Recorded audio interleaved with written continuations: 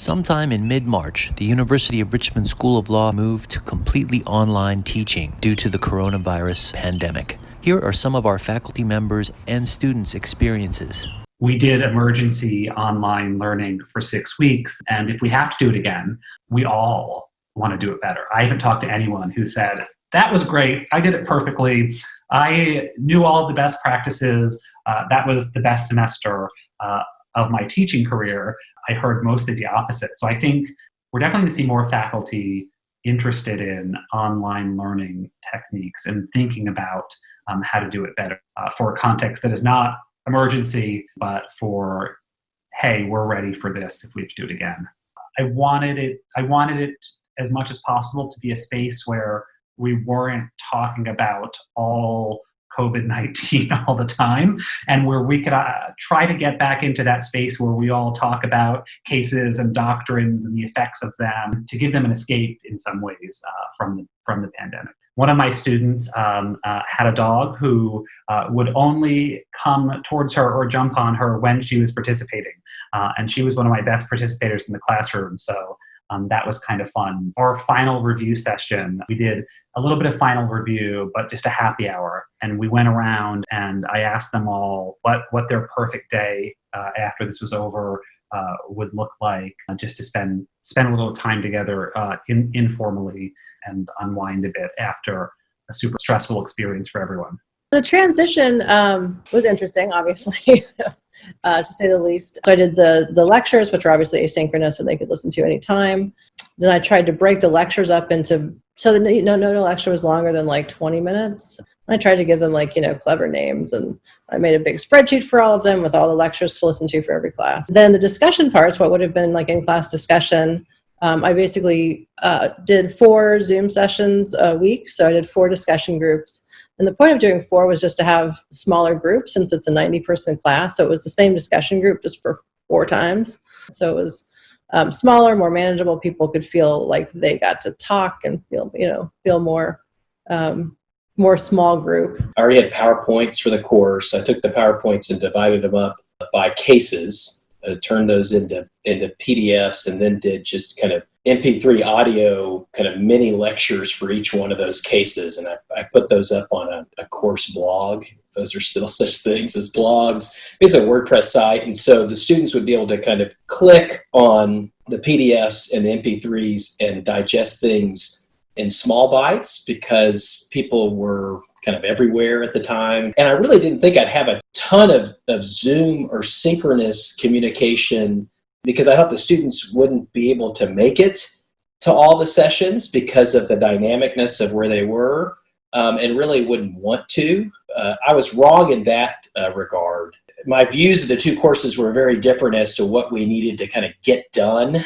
I wanted to maintain the first year's experience to be a true kind of rich first year experience. Not that I wanted to shorthand the upper level students, but I figured the upper level students would be able to do more on their own, and we'd be able to use the Zoom sessions as true kind of working out hypotheticals, questions, etc., while maybe the live sessions for the property students would still be some lecturing. My course luckily already had built in many kind of evaluation and assessment modules, either multiple choice or writing assignments, because it allowed me to do 2 things. One was it allowed me to know that they were kind of, this sounds bad, still alive, right? Still out there and connected to the course. But secondly, it really gave us something to discuss during the Zoom sessions. I think the hardest part was maintaining that connection, because we're all these kind of little bitty silos on a screen. And I think this is where having these kind of communal exercises maybe made it better. I think this still is the tough part of Zoom. It's the kind of speaking into the ether, and everybody in their little boxes, and we're not all really in a room together. I am not someone who uses a lot of technology in my teaching. I use PowerPoint in the classroom, and I do post assignments on Blackboard and that sort of thing, electronic Blackboard.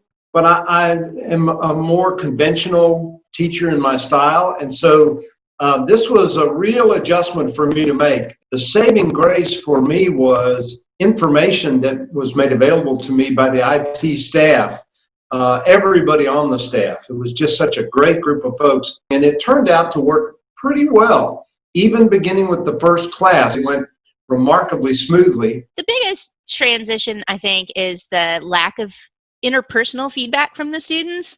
I like when they laugh or nod their head or make faces at me. And, when you can only see 25 of the 45 students and you can't really see them, and I didn't make them have their cameras on. I had one poor kid that was zooming in from the West Coast, so he was showing up at my class at 5:30 in the morning. I don't want to see his bedhead. It did feel like a challenging transition, and it's hard to separate the tension and uncertainty of the pandemic itself from the tension and uncertainties of transitioning to virtual teaching, learning Zoom itself. And I did some surveying of my students and some conversing with them about what would be best. The vast majority of students wanted access to synchronous class meetings. That included even the students who had particular challenges that arose because of the circumstances of the pandemic. I decided to modify a number of in-class exercises so that they could be done as independent exercises. And that took some time. Somehow, I think, at least it felt like for me, we were able to both be real about difficulties that we're all facing while maintaining a commitment to and a living out of the learning objectives that we had all set out to achieve at the beginning of the semester together. I decided not to use Zoom because of several reasons. First, I think that distance learning is not is anywhere near as good as in-person teaching and learning.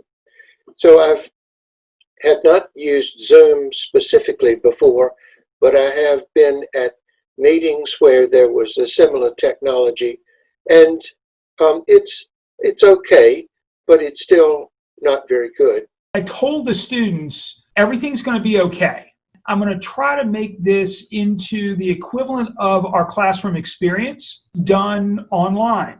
Essentially a discussion of 50 with the criminal law students and a discussion of 10 with the voting rights students. In terms of technology, the folks here made it pretty easy to do. So that part wasn't a problem. Breakouts didn't quite work the way I tend to use breakouts in my regular class. We had class on April Fool's Day. I am not the world's most technologically savvy guy. Take that and recognize that as a consequence, they knew that they could get me. So we're about to start class, and there are a whole bunch of screens that have my name on it. They know full well what I'm going to do. I'm going to say, okay, I must have messed up somewhere. Oh, this is a problem. So I start just deleting people, just throwing them out. After about a minute or so, one of the students says, okay, it's an April Fool's joke. We all changed our screen names to your name. And the kicker was that once I threw them out, they couldn't get back in. I was definitely nervous when obviously this whole switch happened. I had never used Zoom before. I had never recorded a class remotely before. I know we have faculty members who will record a review session ahead of time or a snow day class or something. I'd never done anything like that. So I was a little nervous between teaching on Zoom or teaching in a big socially distanced classroom. I don't know which one I would pick. I think there are benefits to Zoom for sure. What I tried to do, knowing I had limited time, was to try to use familiar technological tools so that I could spend most of that time trying to figure out how to kind of convert the content and the substance. I had always used a lot of PowerPoint. I'd used polling software. I always recorded my classes using Panopto, and I could edit those already. And so I tried to stick with those familiar tools, which essentially meant that a lot of my classes were asynchronous.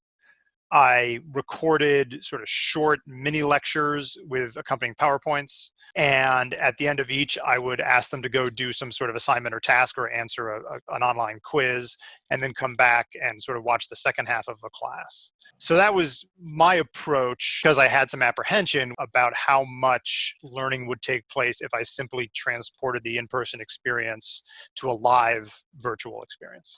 All of us were thrown immediately into this. And we had very little opportunity to survey best practices for online instruction.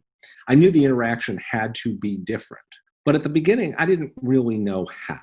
One thing that came up frequently in this discussion was whether law students would be able to distinguish themselves in a system where everybody got credit for passing a course. And so one thing I decided to do with my small class right away was transition to a system of multiple different kinds of assessment, a writing assignment individually, a team writing assignment, and then an oral final exam on Zoom, where I decided to take advantage of the Zoom format. I was really pleased we had the opportunity to do it. I mean, I don't know the timing, but probably 10 or 15 years ago, this would have just been completely impossible. In the Con Law 1 class, I found the participation did drop off. Nearly 50 students made it a little more problematic to have a discussion-based course online. But it was okay. I had to have longer pauses in order to elicit student comments, but I see that as okay also. Having pauses if students are engaged is an opportunity to really think about the questions we've asked. The thing that I found the most challenging was having basically nothing that I could use to monitor what the students were doing. I also do a lot of poll everywhere questions in class, and so I continued to do those. It was a way of making sure that all the students were engaged in learning the basic concepts. It was definitely hard to establish the same rapport over Zoom with students. It just feels more distant somehow. In my seminar, I freely used the chalkboard. I would just be walking around in a circle. We had 2 chalkboards, and I would constantly be writing on it. And that's something that was hard to transition onto Zoom. I know that Zoom had a whiteboard feature, but writing on a laptop screen was just not as natural to me. At first, I thought this was going to be really easy. We sometimes use Zoom in the clinic anyway to connect with clients who are out of the area. So it wasn't all new. So I thought, hey, this is going to be a piece of cake. The hardest thing I'm going to have to do is rearrange all the things that were going to happen in person, field questions. I use the chalkboard a lot. I have a conversation, and it did not flow. And also, me trying to write on the Zoom whiteboard was a source of great hilarity. I had never used Zoom before, so what we sort of had to figure out at the beginning was sort of how expectations were going to shift. You know, when you're in a classroom, you can get a sense of the classroom norms. Like, do people have their laptops open during class? And so the same thing was sort of applying in Zoom, where it was like, do people have their cameras on? Like, how often are people chiming in? Are they using the raising hand function? So there were just a lot of little shifts like that we all had to figure out. The technology didn't affect, I don't think it affected anybody's learning except for the fact that just there wasn't a person right in front of you. I think people liked the face-to-face, and they were probably just sort of grieving the lack of face-to-face, and that's why there were issues. When professors are sharing a PowerPoint and sharing their screen, they can't see student videos anymore. They can only see the participants tab. So they're kind of lecturing almost into a void because like they can't gauge anybody's reaction. And there was a period where in one of my classes, I think everybody was just very confused. But because our professor couldn't see our faces and it wasn't like a in-person instruction, it was a little more awkward to kind of, like raise your hand virtually and be like, wait, no, we need to slow down. I am a very participatory learner. I like to talk things out as things are going on and ask questions in class and things like that. So we watched lectures, and then we had one live class a week. So that was nice, where I could still have that live interaction, but it was all a little awkward. I was in a very large class. I had a 90-person class. So our in-person classes were like 30 of your classmates just like all staring at each other. No one really wants to speak up. Sometimes the videos, just the way that the technology works, people would start talking over each other and everyone would cut out. But at the same time, my specific professor, she was outstanding. She made it as comfortable as she could. She really tried to give us all the tools that we needed to acclimate really well. It wasn't that bad, but, my roommates sometimes would be like walking by. I had one day where my roommate was asking me a question in the middle of class, and I thought I was muted. I was not muted. So I think that was just like finding the space was like a common problem for some of us, but it all worked out.